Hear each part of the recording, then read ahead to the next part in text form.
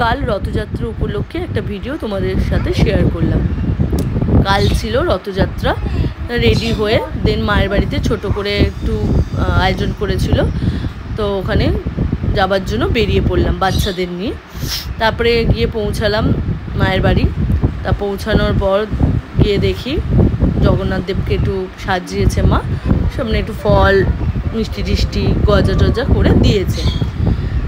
তা আগে অনেক বড় করে আমাদের বাড়িতে রথ হতো, এখন হয় না। তা ছোট করে মা একটুখানি যে যা পেরেছে আয়োজন করেছে। তা চলো তোমাদের সাথে শেয়ার করি। তা গিয়ে একটু ফল নিয়ে ঠাকুরের কাছে উপরে গেলাম। যাওয়ার পর ওখানে গিয়ে একটুখানি ঠাকুর মন্দির ঘরের ভিডিও, আমাদের ছাদে গাছ হয়েছে ফুল গাছ অনেক, ওখানে একটু ভিডিও টিডিও বানালাম। তারপরে নিচে এলাম, নিচে এসে দেখি মা গজা তৈরি করছে। তা কটকটি গজা অনেক কিছুই বানিয়েছিল, তো সবই নিজের হাতে বানিয়েছিল, খুবই টেস্টি হয়েছিল। আর মা এসব খুব ভালো বানায়, তা ওগুলো বানাচ্ছিল, আমি ভিডিও বানালাম। তা দেখো কতটা লোভনীয় দেখতে হয়েছিলো।